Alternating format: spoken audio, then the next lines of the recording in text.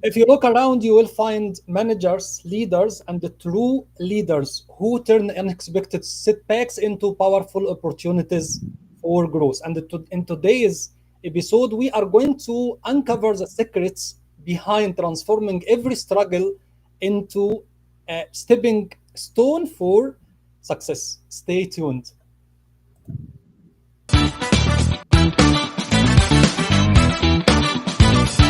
Welcome, listeners. Today we are delighted to bring you another inspiring episode of Tahaddi, the podcast dedicated to helping you enhance your management skills and navigate your career journey.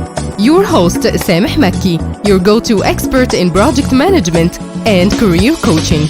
Every Wednesday, we invite esteemed guests to join us and share valuable insights from their respective industries. They will provide unique perspectives and practical advice, leaving us all with a nugget of wisdom to apply in our personal and professional lives. Newcomers to our show, don't forget to hit the subscribe button to ensure you stay updated with every new release. Now, let's kick off today's engaging discussion. Stay tuned. Hello and most welcome everyone. I'm truly excited to have you today with us in this episode. Whether you are tuning in live or catching up later, your voice matters. So don't hesitate at any time to leave your thoughts, questions, and inquiries on the chat box. And we are going to discuss that with our guest for this episode. And we will not leave him until he completes answering all the questions and inquiries. Our guest for today is an inspiring leader and a globally recognized keynote speaker on resilience and leadership. His journey is marked by overcoming real challenges and turning every setback into powerful opportunities for growth. As a founder of Inspire One, Impact Billions, he helps people and organizations unlock their true potential using the power of one philosophy.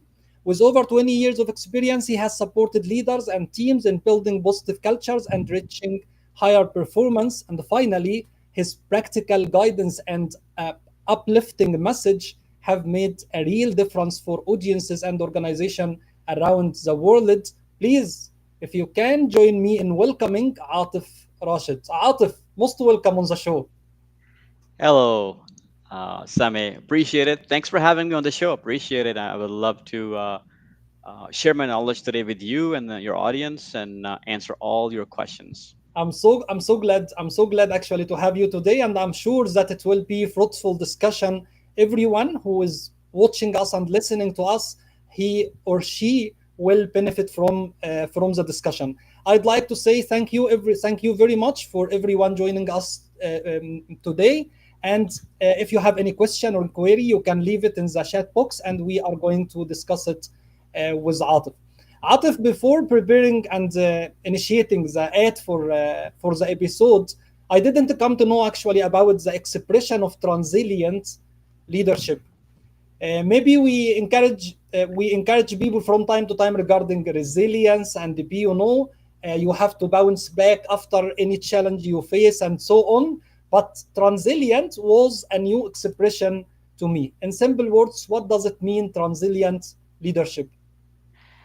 And very good question. Really, I came up with this term a couple years ago. Can you hear me very well? Yes, sure. Yes, your voice very clear. Awesome. So I came up with this term a couple years ago because when I saw that the times we live in right now are very challenging, and really reflecting back on my own life challenges as a kid growing up in Pakistan and then going through cancer and amputation in Canada, my life, I thought we have a new word. We need to have a new terminology because we use word resilience too many times to talk about really getting back up and getting back into the game and getting up and moving on from adversity. So resilient leadership is resilience plus transformation. So Yeah, basically, it's not just about bouncing back after adversity. It's about bouncing forward. So using challenges as springboard to grow stronger, wiser, and more impactful. So personally, from my journey, I realized that what I was doing is really thriving, even dancing in the rain kind of situation, right? When I had my amputation, I had to fight cancer to be able to continue to live and function for my family and grow professionally.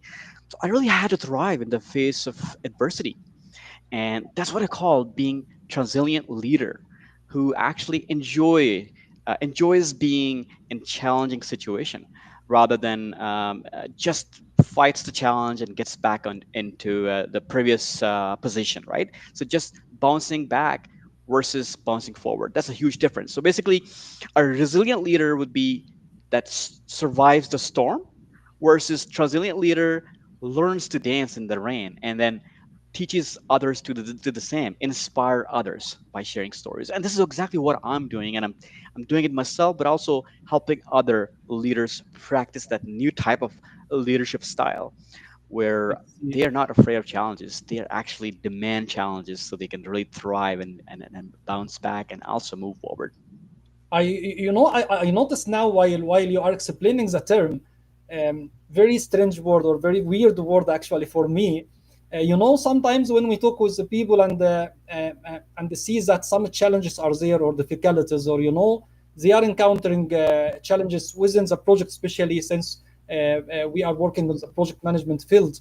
We are telling them that try to leave it and this is the normal, and take it easy and like this. But what you have said right now, you have to enjoy the challenges. How can we Yeah, enjoy the challenges other than live with it? exactly. Like we have so many of challenges right now. And if you're not comfortable being challenged, or even comfortable being comfortable failing, you know what I mean? So if you're not, then we're not really are going to thrive. We are going to bounce back, but then we're not going to thrive, because if we, it's funny. I play this funny game with my kids, but also I do this game with the leaders across the Ontario where I live, and Canada, and across Middle East wherever I had interacted with people. I said, pick a historical personality, whether it's Nikola Tesla or Thomas Edison. Look at their life. And when they were doing experiments, they were learning about a project or whatever they were working on, how many people made fun of them when they failed? The Mm. people said nasty things about those leaders. But the point is not being afraid of failure, embracing failure and continuing to work on your projects, or pivoting or restructuring, whatever is required. So I do this fun exercise with the kids, and also the leaders as well, that make fun of a leader who has done something amazing. If you are on a journey that's worth taking as a leader, people will make fun of you. People will say things to you that will not make you feel comfortable. And that is what I call it. Transilient leadership is all about that, being comfortable, being said nasty things to you, or being put on the spot sometimes, right? Because you're this guy who has a vision and nobody can really understand or see, right? And we have seen time and time again, if you look at the smaller companies, historical factors, even right now, if you look at the leaders, you will see the not being afraid to be made fun of or challenged. It's what we need as Yes, a transient leader. I see. If we need to compare and to put it in a clear way for every listener and every watcher, regarding the difference between being resilient and transilient. If I'm a leader right now and I'm leading a team, and I have challenges with them from time to time, maybe some pressure from the client, delay of material or something, whatever we are, whatever what we are passing by. What is the difference to be resilient and transilient? Very, very good question. Thank you. So resilient leader, like I said, survives the storm and waits for the sun to come back, right? Yeah. To come back and regain wherever they lost. So transilient leader would be learns to dance in the rain and builds something new from it. So Mm, thrives in front of challenges. So uh, one other way I will explain it is resilience is about endurance and mm, holding steady through challenges. Resilience is about transformation, using challenges to evolve, really building something new and exciting. And I would have to say, being a transient leader is not a state. it's not a title. It's a mindset that every Mm. challenge is for you to to be able to learn something from, not something that is going to upset you or make you afraid. I often say resilience helps you cope, and transilience helps you grow. That's a Okay. huge difference, right? I make it cope and grow. That is fine. That is great. I would like to thank Engineer Muhammad Amir Mahfouz. Thanks a lot for your time and joining us today. By the way, he is going to be our guest in the next episode, Awesome. talking about contract management and why the conflict and disputes appear and happen between the two parties with a contract. Engineer Islam Hashish as well also with a question. Maybe I will say it later. But now Sure. let me go ahead, since I know that you have a special and personal story behind the transient leadership, what we are talking about right now. And I was asking you actually before the air about your badge Inspire One. Can we hear a little bit about your personal story, which led us to today episode? Definitely. So I often share my story with my clients and people who I work with globally, because that's I would say, yeah, 10 years ago I found that I have this large tumor in my right leg, and it was just all of a sudden I had pain. And being a young person, really, doctors did not really pay attention. So I found that I had this large tumor, and the only way for them to save my life would be to amputate the leg. They'll have to cut the whole leg, right leg. And and it was a scary time because I was still 10 years ago I was pursuing my MBA and my CPA designation in Canada, and also my son was 11 months old, so brand Oh, new yeah. kid. And a lot of things went through my mind. What is going to happen? My career, my kid, or even my life? How is it going to be like that right after losing my leg? And oh, am I even going to live enough to see my son grow older as a Yes, teenager I kid? see. A lot of fears.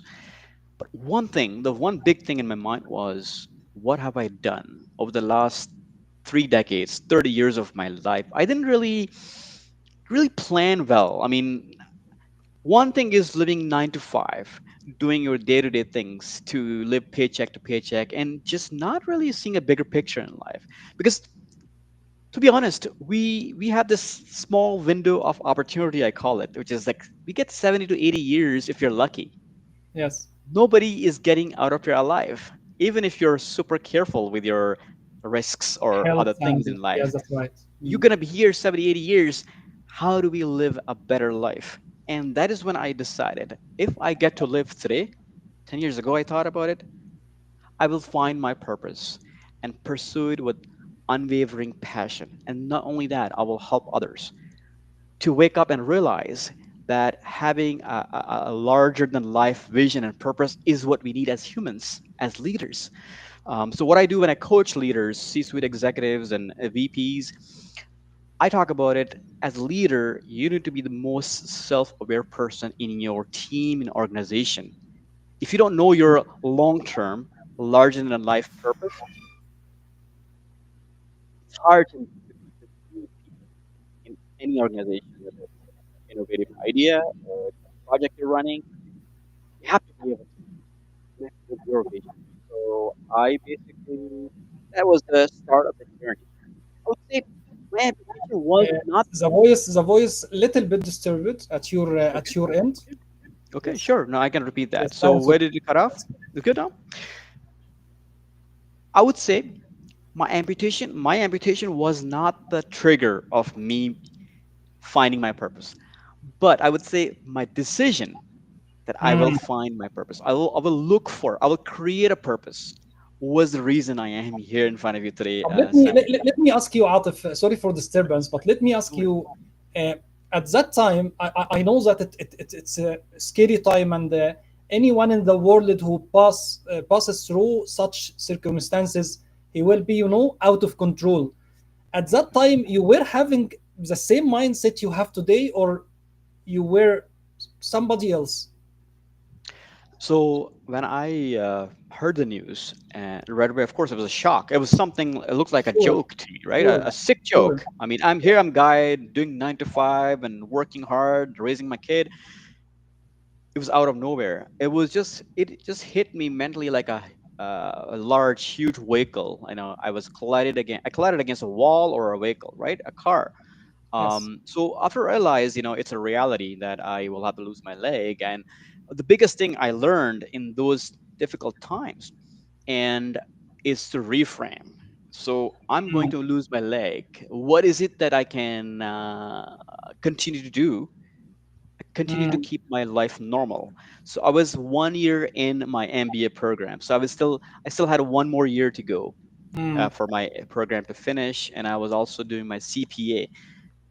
And I remember third day in my hospital bed, I was heavily drugged. I was like literally not making any sense.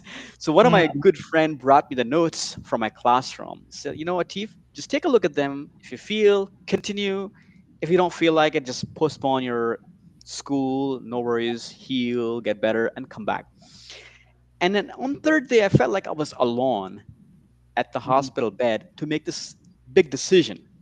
mm. Only I knew what am I made of, right? Because nobody could tell me, Atif, you got to do this, or you should take a break. I was there. I had to make a decision. So oftentimes as leaders, it's a lonely place. You got to make a decision because buck stops with you. So I made a decision to continue on. I remember I used to go on crutches, wheelchairs, still bleeding from my leg. My Mm, wound was not healed, but I was going into the classroom every single day to be able to continue my schooling. So, really being able to reframe that I lost my leg, I lost it. I can cry about it for months and months, but what I have right now in front of me to be able to go back to the normal, like being more resilient in the moment yes, and continue my school and be the dad for my 11 months old son because he's growing. He's not going to wait for me. yes, that's Atif right. is going to stop crying, and then I'm going to start growing. No, he's growing. He's continuing to learn new things.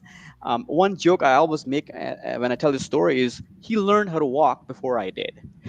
I It's see. funny Yes, because yes, I I can was see. learning how to walk and he actually learned Well, before me. I'm very proud of you while you are speaking and So talking right now. Really, I'm very proud of no you. worries. No, my pleasure. And so I'll wrap it up. So that was just part of the resilience that I kind of bounced back to my classroom. But then that time was also crucial for me to find my meaning and purpose. How can Mm, I bounce forward from this? That was the mm, birth of Inspire One Impact Billions movement. So this movement is about really fighting emotional poverty. We all are mm, suffering, because whatever, because of the wars, the conflicts, the social media that we use, we are becoming isolated human beings. I mean, I've sat through um, hospital waiting areas, places people sit down, nobody's talking to each other. People are looking at their devices. That is causing a lot of loneliness in the world. So I gave a TEDx talk last year about this movement.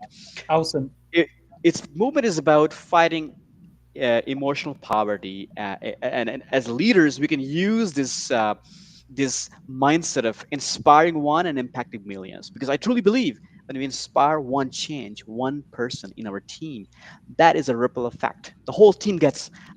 It's contagious. Inspiration is contagious.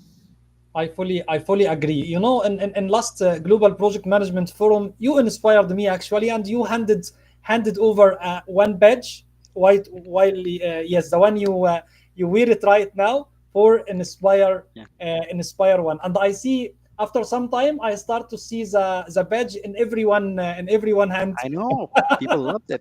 in People the want to global be project part of a management forum. movement. Yes, that is right. That And is right. for any big challenge, it takes a movement to fight, whether it's a hunger, starvation in the world, or a loneliness, whatever it is, takes a movement to solve, right? And for this loneliness, a pandemic, I call it a pandemic because it's spreading fast Yes, everywhere. And when yes. I give the people badges, I tell them, you got to inspire someone every single day. Yes, that is great. Let's take one question from the chat box. Engineer Islam is telling that if true leaders are defined by their ability to turn crisis into opportunities, does that mean a leader must go through adversity to prove themselves? Or can great leadership be demonstrated without facing real setbacks?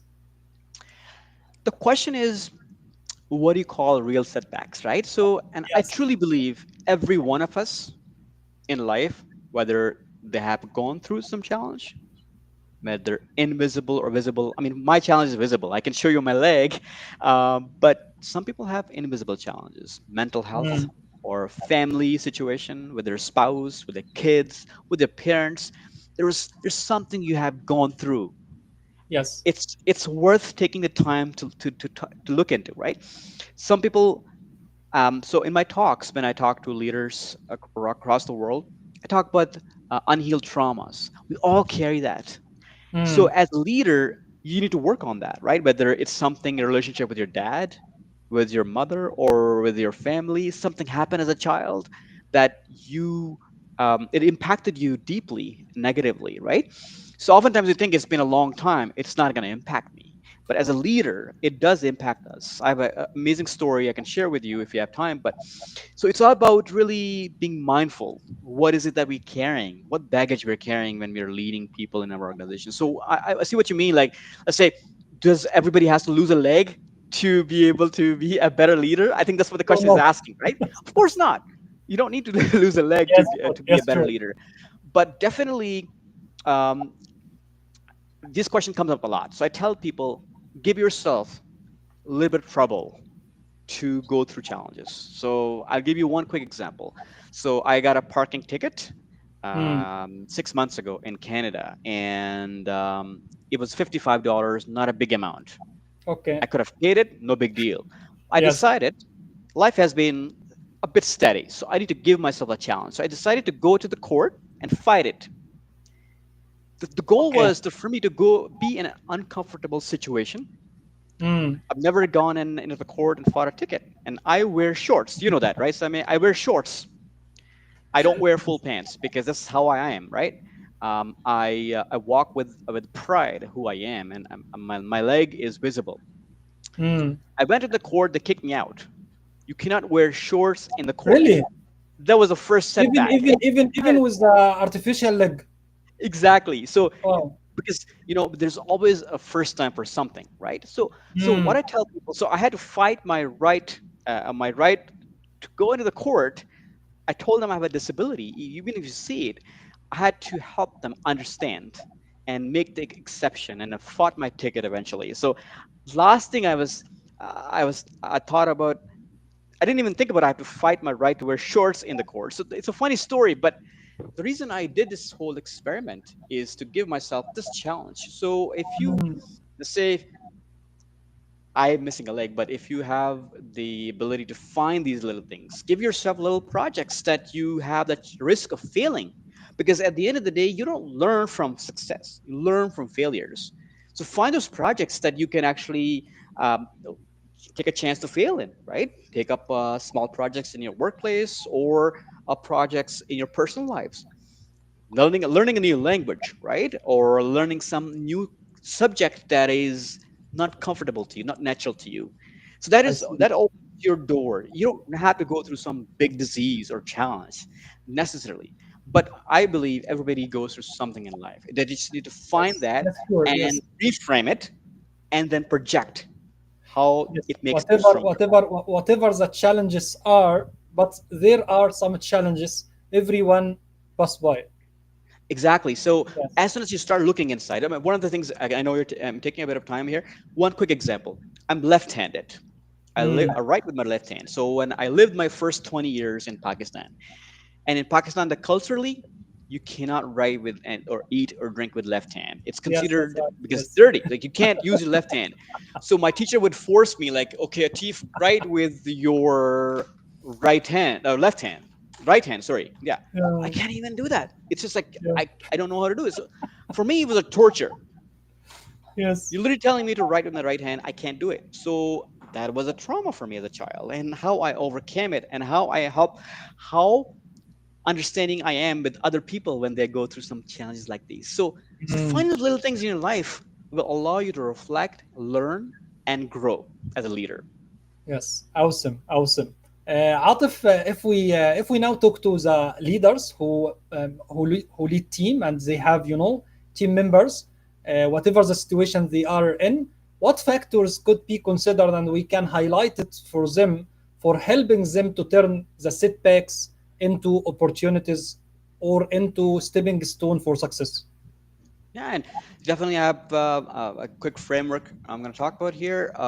First of all, leaders should create psychological safety. You know, a lot of times we think leaders are something there and the teams are here, right? So Yes. leadership is not a title, Yes. it's a huge responsibility. Like, for example, being a dad, I'm a dad, but it's a huge responsibility to help learn those two kids I have grow, stay out of trouble, and continue to learn new things and be productive, good human beings. So, being a good leader is a huge responsibility. It's not a title or a Yes. privilege. Taking that out of your mind. I fully So when agree. you do that, exactly, and when you do that, you want to create a psychological safety. So my kids will not talk to me if I'm not accessible to them, and they will That's never right. tell me their problems. So if you are as a leader, you're accessible to your teams, you create psychological safety, you will hear things that you normally wouldn't hear. So let people fail without fear and Mm. allow them to kind of be able to learn, because you never learn much from success. It's the failure before that, you know what I mean. Yes, sure. It's Famously we one talk about step in the process. exactly, and really enjoying the process, right? And as a leader we should share our own struggles and become a model of vulnerability. That, when you're a leader, you shouldn't be seen as someone completely wearing a Ideal. suit, a Ideal. perfect. No, there's no such thing as ideal, right? So be a human with flaws, with some stories of embarrassment, right? And I'm wearing this badge right here. It says world's most embarrassing dad. So Wow. I asked my Okay. son. I know told my son, my goal is to be most embarrassing dad in the world. He said, "Dad, don't try. You already are. You're already at the 10." So be someone who's more approachable. Make some mistakes too, because you're a human being, right? And acknowledge your mistakes, your shortcomings. But of course, being a leader means you are the ones helping to guide your teams. And third thing I would mention, encourage reflection. So Mm. what did we learn from certain mistakes and failures or issues that we had, right? Not just what we lost, but what we learned Mm. mentality, right? Reframing. Okay. So in this Mm. quick framework I use is team, trust the process, empower voices means psychological safety, acknowledge struggles. Like people struggle, and everybody's different in the team, right? Everybody has Mm. different type of skills, and mobilizing learning means help people learn through the process. So that's something I would say. That is awesome. Actually, you have mentioned three very important three factors. I believe that it could build the trust between the leader and the team, if I can say so. You spoke about safe environment. You spoke about sharing the weaknesses, not all the weaknesses, but from time to time, be Yeah, human, and you are exposed to the failure like anyone else. And the third factor also reflection while you are reviewing the status and what we have done wrong, for instance, and how can we avoid that in the future. I appreciate that. There is one question from engineer Muhammad. He is saying, I can suggest and say that the transient leadership rooted from the Islamic principle quoted in this verse, rebel evil by that deed which is better, and thereupon the one whom between you and him is enmity will become as though he were devoted. Yes, ادفع بالتي definitely. هي Yeah, أحسن. Yes, and that's he very says impressive. that in Arabic. Thank you so much for this intervention, Engineer Muhammad. Thank you for your observation. And even the concept of inspire one impact billions is also driven from the Quran. The verse, if you save one life, you save entire humanity.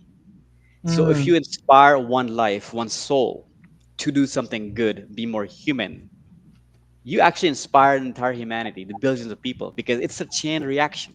You learn something good, one thing, you spread it. It's not about being the expert, it's just being able to learn and spread. So it's all about inspire impact building. The whole concept is around inspiring humanity, moving and empowering humanity. Thank you for your Amazing. observation. Appreciate it. Amazing. Thank you so much, Engineer Muhammad. طيب, also sometimes when we encourage actually, managers and leaders to set vision and the mission at the beginning, to align the team with the objectives of whatever they are working for and with the strategy for the organization and so on. But in many cases and many situations, there are times of uncertain and unclear vision. What the Yeah. leaders can do at those times? Very good question. Thank you. Times are really uncertain right now with Yes, the way the world is moving, the global conflicts, exactly. and there's a crisis everywhere, a financial crisis. Um, I just have a framework I'm going to quickly share with you. Yes, sure. So if you're struggling, so first of all, I'm going to say, ask yourself, Mm, what's one struggle I'm facing, and how can I reframe it as a stepping mm, stone, right? And then also take one small action. Maybe it's a conversation you've been avoiding, a difficult conversation, or a project you've been delaying, or a perspective you're resisting, right? If somebody's telling you something that you don't like, just take one small action. So oftentimes we want to take over and do the big step, but try to break it down into small steps mm. makes it really easy to move mountains, right? So the concept of inspire one impact billions is all about that. It's about small conversation, Small small action. action. I love this book called Atomic Habits, right? So it's about Yes, the that's right. micro Yes. steps, small tiny steps that could move mountains. Because oftentimes we are struggling, we're having a huge challenge in our lives, in our professional lives. We don't even begin to solve problems because we found it too daunting, right? So always keep that concept of inspire one impact billions, or the book the name of the book I said is Atomic Habits, right? Atomic It's a habits. very Yes. good book. I would recommend everybody to Yes, read it. sure. Yes, sure. And how can I use this to grow myself and also teach others and inspire through my Mm, learning, right? So when I started working on this mission, and I now teach people like that, every small step could have a massive change mm, in our lives. So when I decided 10 years ago, I'm going to pursue this purpose and live more meaningfully and help others. And I got on this TEDx stage, international stage. People ask me, Atif, how did you make that happen? How did you manage that? It was not just a one-time thing. It was just those atomic steps, atomic, like yes. tiny steps Till I've you taken reach and for arrive years. to this stage. Exactly. So nothing happens overnight, and we need to understand that. So every big struggle, first thing is to staying calm and asking yourself what you step you can take on a daily basis is very How important. amazing. There are two interventions from Iman Salahuddin. Thank you so much for your joining today.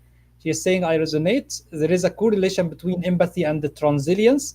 And another one, psychological safety is a major pillar when it comes to building resilient, agile, and high performing teams. Without it, innovation and the growth cannot truly thrive. And I fully agree actually with this amazing intervention. Atif, when we talk about communication from time to time, we talk about being authentic or authenticity. How authenticity is important in the tough times the team and the leaders pass by. Thank you. Very good question. And I before I even answer this question, I love this book by Brene Brown. She wrote this book called Daring Greatly. She did all her research around vulnerability and authenticity, how Okay. that is so important. And being a transient leader is such a building block to be a leader, right? Yeah. And especially when times are uncertain, when people we lead don't believe us or trust us, right? And really, I will summarize the whole conversation we had so far. Key points I said is be human, right? We all make mistakes. Mm, We may be wearing a nice suit and tie, may look perfect, but Yes. there's a human behind that who has gone through trauma, who has had family troubles, financial troubles, health troubles, everything. Mm, So according to the Brene Brown, she is this amazing person. She talks about we build true connections, deeper mm, connections through sharing stories. So, and that is what I do is I weave stories. So basically stories from this person, that person, I connect them. And then we weave stories of your people you lead or your stories together. They actually, you can build trust with them, right? So authenticity is non-negotiable now. yes. Maybe 10 years ago we just talked about it, but now in these times when we are, every day is a challenge, because every day, even you don't know what's going to happen tomorrow or 10 days or a year later. What do you tell your people? The best way is to build authentic and open connections with your teammates, because there's no shortcut. Okay. We just can't be sitting in our rooms and be passive leaders. We got to be more active. And this is part of my actually all the conversations I have with leaders, my keynotes, my sessions. I talk about being more authentic and more connectable, right? So I remember giving a talk at the when I was in Riyadh a couple of months ago. I was invited to give a 3 hour seminar at the third health cluster in Riyadh. I spoke with their HR talent management team. So I told them, ask yourself, question I would ask you, who are you? How do you answer this question? And this will tell you how how authentic you can be, right? If you tell me, oh, you have this PMP and you have this and designation and you work here, I'll forget about you in 5 minutes, four or Doesn't five mean, minutes. yes, it doesn't mean you. Yes. No, it's just your titles and things, but you have lost the opportunity to connect with your people or other leaders, whoever you're connecting with. So I did this framework. It was amazing framework because I challenged all of them to answer this question. I taught them how to answer this question. So I call it like literally, who are you framework, because it's a very simple question, but very blunt one. Yes, So and very deep defining as your well. core, who are you, core identity, what are you, what kind of leader are you, right? Example could be, do you for example, how do you answer this question, who are you, like, do you manage a company, or that would be not be the answer, right? When someone asks you who are you, it'd be more like what you're passionate about, right? What Mm, drives you every single day. And also, what is your, I call it one in a billion stories. Like, I talk about, I lost my leg to cancer, and this is my one of billion story, right? One in a billion story. And people come to me, Atif, you have such an amazing story. I wish I had a story, something that I could talk yes. about. I said, that's the biggest lie. Every one of us has this one in a billion story. So as a leader, find your story that you will use to connect with someone, right? And be open and authentic. And Okay. also, what is your life's purpose, vision, right? You I, necessarily I, I, don't have I, to leave. I will, I will point here at that point because, until this moment in the episode, I noticed that as well. You mentioned purpose maybe 3 or 4 or 5 times, and I Exactly. was going to ask you actually regarding the purpose or what role the purpose can play while we are encountering or passing by challenges and setbacks. What I'm does glad, it mean? I'm glad you asked. I was going to explain that actually. The purpose is a compass. So no matter if you're a leader, you're a team player, project leader, whatever capacity you're in, or your husband, your dad, whatever you're doing in your life, your purpose is a compass, right? So what are you doing as a leader without really your own life's purpose and vision? You're just wandering through life, just waiting to just eventually collapse 70, 80 years, right? When you have a purpose and meaning, everything you do, every team you lead, or every organization you lead, it aligns with your own vision, purpose, life's mission. And second thing, without it, leaders get lost in Mm. tasks, matrices, because you're just doing tasks daily and you don't Mm. even know what you're Without doing, right? without Because without the direction. I think of leaders as legacy builders. How can you Mm. build legacy if you don't know much about yourself? Where are you heading in your life, right? When you are 80 years old, 70 years old, how do you want to see your life? that allows you kind of reflect, right? When leaders articulate the way, why, their why, they not only remind themselves their mission, but also inspire others to align with it. So let's say I talk to you, Sameh. My goal is to inspire one, impact billions. I want to inspire one person a day. You see clarity what Atif wants to do, and I gave you badges and everything. So you clearly see what Atif is about. Yes, Whatever I do in my life is going to be driven towards that goal until I take my last breath. So as a leader, you should have that much clarity. Every action you're doing, every organization you're working with, you're heading towards that ultimate purpose in your life, right? Um, for example, I tell people my purpose is to build resilient teams and okay. that thrive under pressure and create meaningful impact in their communities, right? So being able to articulate that when you're having this conversation, if somebody asks you, who are you, is very important because people will remember you. People will never forget you if you were Sure. able to connect. Yeah. And also being able to effectively communicate. Communication is such an important tool for leaders, right? Especially transilient leaders. You got to communicate better, authentically, but also communicate openly. Two-way communication. Hear others, listen better, right? Because listening is an important skill that a lot of leaders lack. Yeah, that's kind of what I talked That about is at the that health is that cluster. is great. That is great. طيب عاطف, if we take this discussion and try to reflect that on the organizations, what what can you see actually hindering the organization lead in that way of transilience? It's a very, very good question, and that's a good Thank you way so to much. close the conversation. Definitely. Thank you so much. All right. Yeah. So first of all, I would say fear of failure. And like I said in Okay. my whole conversation today, I talked about the people in the past who invented things. They didn't have any fear of failure. They continued to do experiments. So as a leader, we of course good to we will always manage risks. I'm not saying don't manage risks, but being able to be comfortable in the face Mm, of fear, right? Um, and leaders hide their mistakes, and that is something that is not human. You made a mistake, you learn from it. If you hide it, you're not going to learn from it, right? Because it's not something that you appreciate. I personally treat my mistakes, my failures, as my medals. My true medals are my failures, my mm. embarrassments, right?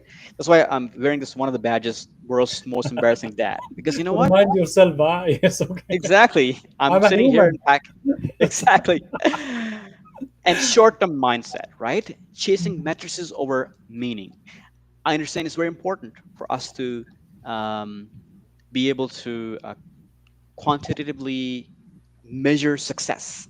It's very Mm, important, but really then overshadowing the meaning behind it, the impact we're creating. Let's say if you're leading a project, how is that project improving the lives of those 5, 10, 15 people we're working with, right? mm, And lives of clients. So it's very important to also uh, talk about the qualitative effects.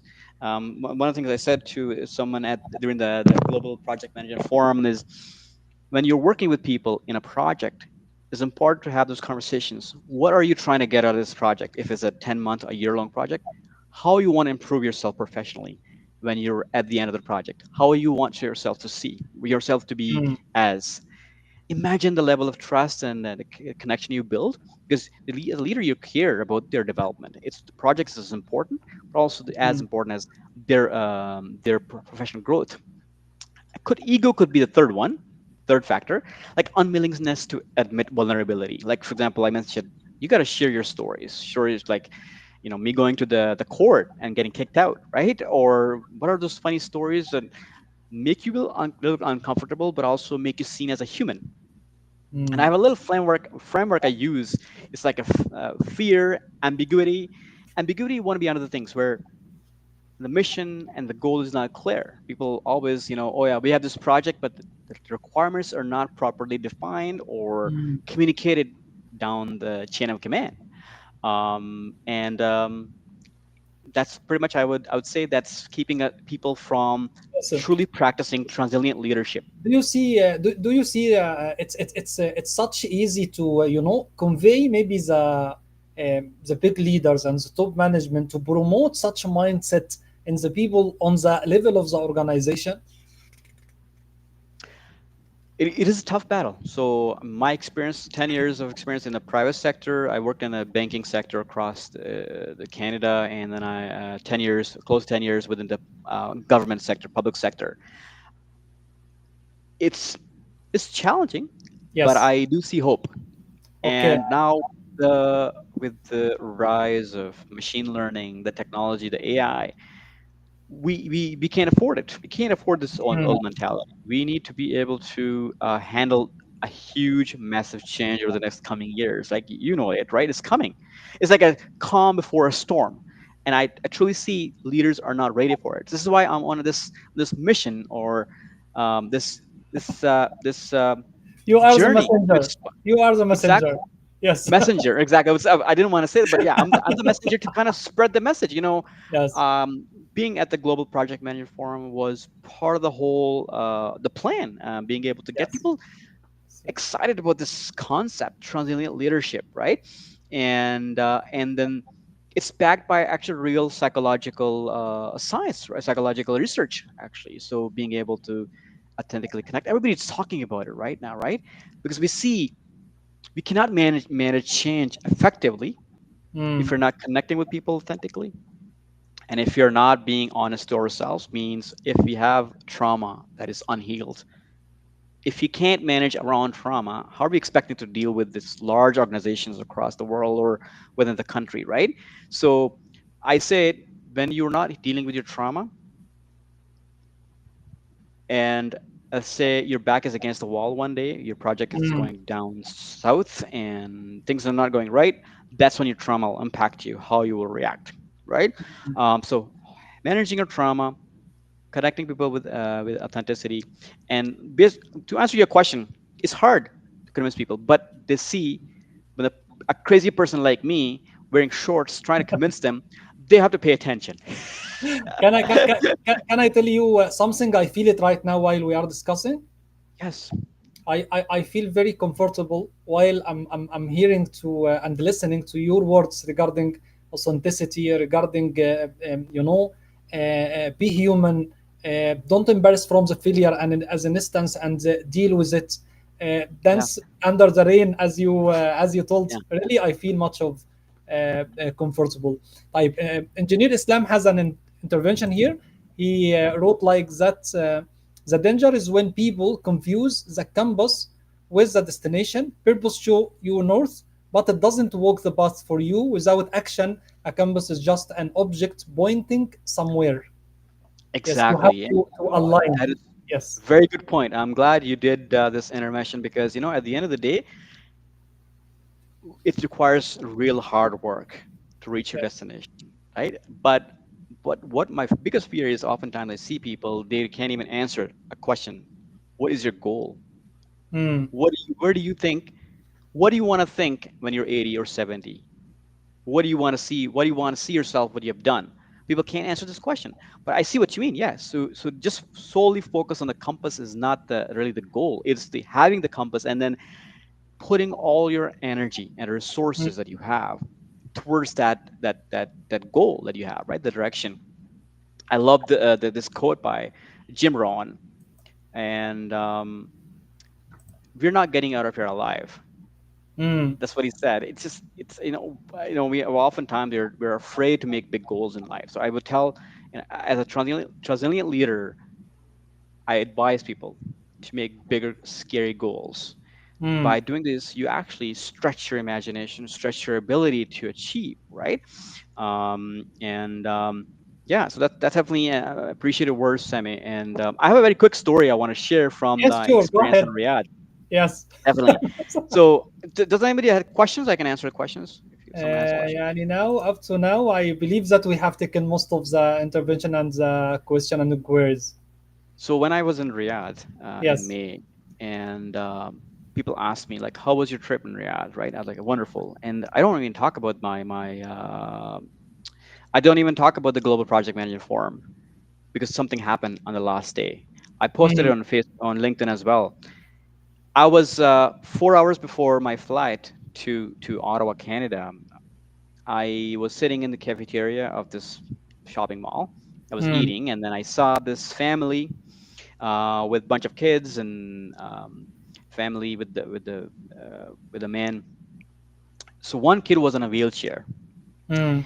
and I felt this urge to go up and talk to this kid, and I saw a man there too. I went up and I gave him the badge, and I Yes. noticed he was missing his left leg. This kid, Mm. I felt like he's so brave that he's still out enjoying his time with his cousin. So the man was his uncle, and he was out with his cousin, little cousins, right? And Okay. this kid was only 11 years old, just like my son, Aslan. Mm. So my son was 11 months old when I lost my leg, and now he's 11. So just See. like my son, he's 11 years old. He lost his left leg, and I didn't ask much details because I didn't realize how they would feel about this. Me, Yes. just a random dude wearing shorts, just asking them questions. Mm. Yeah, true. So the man told me he's his uncle, and I gave him my card if he has any questions. So they left, and I was getting ready to go to this airport. And I got a message on my WhatsApp from from the kid's dad, Abdul Rahman, and he said, "I heard you spoke with my son, and you're an inspirational speaker, and I would really appreciate if you could, before you leave, you can talk to Mm. him." And it's been 2 years. He lost his leg to cancer, Mm. and it's been really, really difficult for him. And I said, I'm not here. I'm just leaving for airport, but you know what?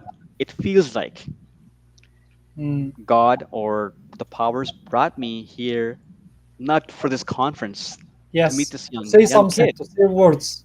Yes. And I told him I want to meet him. Bring him to this cafeteria, like this coffee shop. I will meet Mm. him. I want to talk to him. I want to tell him his story. And then an hour later, he brought him, and I had a chat with this young kid, 11-year-old. Think about it. He is Mm. missing his left leg to cancer. It was so hard to see. He should be Yes, going true. around and jumping around and playing. So I told him my story. I said, you know what? I thought I was here to attend a conference and give a talk. But now I realize I was not even here for that. Because 2 months ago, I did not know I was going to be here. But now I realize I was here to see you, Faisal. His name was Faisal. Mm. And I told him, growing up in Pakistan, I lived my life as a deaf. I had deafness in my right ear. People made fun of me, and oftentimes I was talking too much sometimes. And you can see that. You can realize I talk too much, right? Yes. So, Yes. so, Yes. I talked too much in my classroom. My teacher would put me at the back of the classrooms, and I would not be able to hear anything. So it was really difficult childhood. And being a left-handed, it was very difficult as well. Mm. And then I moved to Canada when I was 20, and then lost my leg to cancer. And I told him, before I lost my leg to cancer, I met this young man, David. So we became really good friends. Back in 2005, I met David in Canada, Halifax. He lost his leg to cancer in 2010. Mm. And I was with him every single day trying to comfort him in that difficult time. And 5 years later, I found out I have cancer in my right leg. Okay, I see. And that's me telling this kid the story, my Mm. story. That I moved from Pakistan to Canada and met this David guy. I had no prior connection to this guy. It's To all be told the divine. story as well also. Was that? To be told the story as well also by David. Exactly. Yes. Exactly. So David and I became really good friends, and he lost his leg, and I felt bad for him. He had to go through amputation and chemo. And then just a year before I lost my leg, I told David, I've been having pain in my leg. Maybe it's the same thing. You know what he says to me? Atif, is a 1 in a million chance that I will Mm. know someone with a similar condition. And a year later, I call him, David, you gave me cancer. That was a very, very messed up joke. But we Mm. both, David and I, lost our legs to cancer with no prior connection. So I told Faisal in Riyadh, this whole story has been building up to this moment, me being in front of you. That's all Mm. divine intervention. So Yes. I now agree. there'll be a Yeah. time, Faisal, you will tell your story, but I'm here for you. And Awesome. Awesome. Really, this is what really I tell inspiring. people. Yeah. It's really, really inspiring. Atif, really, I enjoyed the discussion. And before going and in favor of our listeners, I need you to tell our listeners one thing to do this week to lead better in the tough times. One advice. I will tell you, I'll give you a challenge actually. I call it Inspire One Challenge. I gave everybody in Riyadh this challenge and it was very impressive. Okay. The challenge is when you get up in the morning, ask yourself, whose day will be better because of you? Whether it's a compliment, to being more present when you say someone thank you, right? You know, when you walk by someone, hey, how are you, right? Asking how are you, but slow down. Mm, If someone is struggling, listen to them. So, so this is the call. This is what I call it Inspire One Challenge. It's a daily challenge because mm, what I call it building resilience, transilience is not a one-time job. It's not a session or it's not a conference or it's not a workshop. It's a daily exercise. Just like you go in the gym, build muscles, you gotta build your resilience muscles daily. So by inspiring one person a day, you will build your muscles. You will hear stories of people when you connect with people. So compliment someone, say thank you, or tell but here be open to someone by sharing your story, maybe some uncomfortable moments that you had. mm, Practice your vulnerability skills that you're okay to be okay, not okay, right? Being mm. okay for not being okay. Not being okay, yes. So these little things you can do on a daily basis. So promise yourself today. And if I, message me on LinkedIn and share with me your experiences and other things you can do. If someone is struggling with their life, workload, family, whatever they're Mm, struggling with, be a listening ear. Listen to them. Sometimes people need yes. someone to listen to them, not offer solutions. Or if Yes. someone is struggling with their workload, offer to become their accountability partner.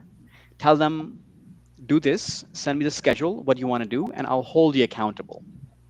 Some people just need that. It's a comforting Yes. word, right? Yeah. Accountability partner, share your stories, being more authentic in saying someone thank you, complimenting someone. So you got the challenge, so you better take it. Atif, thank you so much for joining us today and for being with us with such inspiring presence. Inshallah Rabbil Alameen, we will have more and more episodes Inshallah. with you with different titles and different important topic like Exactly. daily topics. Thank you so much, Atif. All right. Thank you, everyone. Appreciate it. All right. Yes, Bye. I'd like to thank you all for our attendees and listeners today, joining us and being part of our tonight episode. Your time, energy, and engagement mean the world. It keeps the question coming even after we are off air, and we will stay connected. See you, inshallah, in the next week at the same time. The next episode it will be with our esteemed guest engineer Muhammad Mahfouz talking about the contract management and why disputes happen and appear between the two parties with a very good contract. Thank you so much. See you, inshallah. Be safe.